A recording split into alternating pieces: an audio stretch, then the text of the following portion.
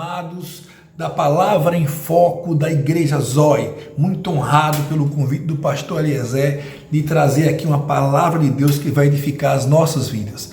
Querido, lá em 3 João, no versículo 2, diz: amado, desejo que te vá bem em todas as coisas e que tenha saúde, assim como bem vai a tua alma. Veja, todas as coisas já estava incluído o que? Saúde, mas a palavra quis enfatizar que a vontade de Deus é que você tenha saúde. Olha, um pastor amigo meu ligou para mim dizendo que uma das suas ovelhas fazia parte da equipe da assessoria do prefeito.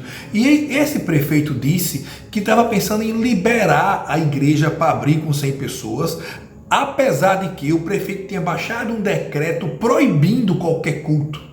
Quando esse pastor me procurou, eu disse: pastor, uma vez que o prefeito baixou um decreto, até o prefeito tem que cumprir o decreto que ele baixou.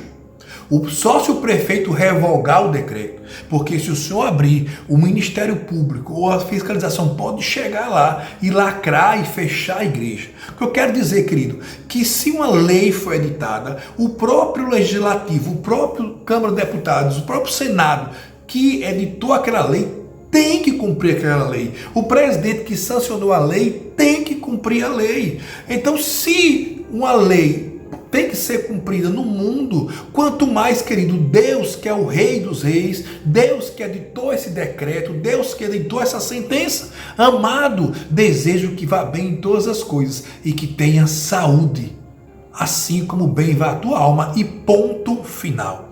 Então, querido, Deus quer que você prospere, Deus deseja que você tenha saúde.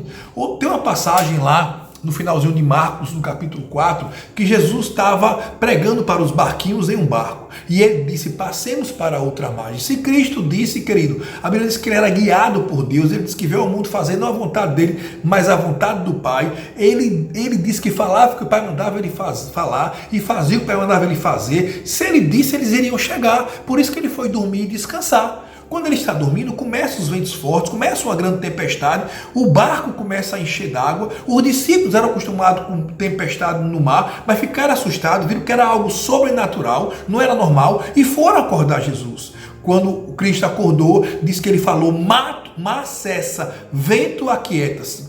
Veja, querido, que na mesma hora teve a maior calmaria. E ele disse: cadê a fé de vocês? E eles disseram: quem é esse que até o mar e o vento lhe obedecem? Cristo foi a segurança deles. Cristo foi o socorro bem presente na hora da angústia.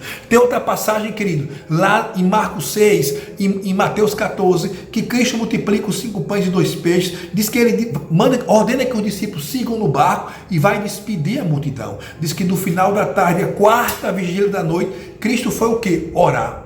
Quando ele ora durante 8 horas, diz que ele vê os discípulos a perigo a 6 quilômetros de distância, eles remando na tempestade.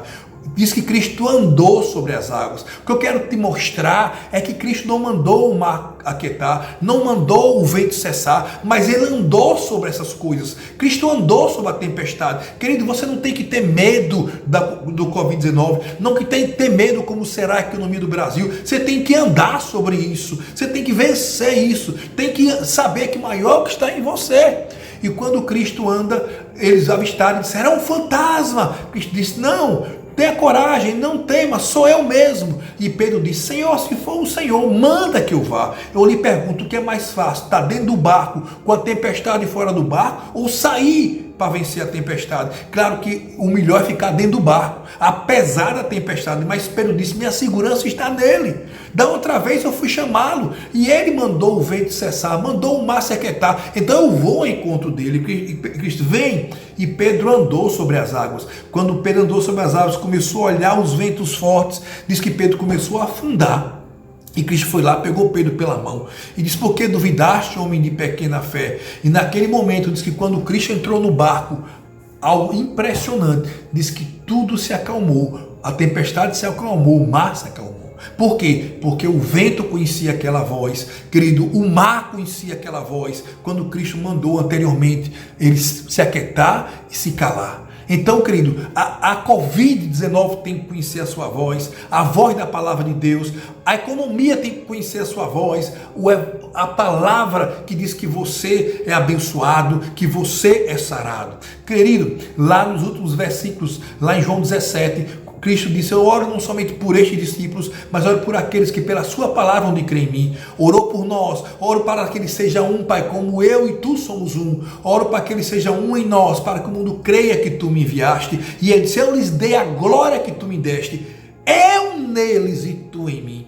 Querido, hoje Cristo não está no barco, Cristo hoje não está andando sobre as águas, Cristo hoje está dentro de nós. A cura que você precisa está dentro de você, a saúde está dentro de você, a prosperidade está dentro de você, a sua segurança, a sua salvação, a sua cura, a sua provisão está dentro de você, querido.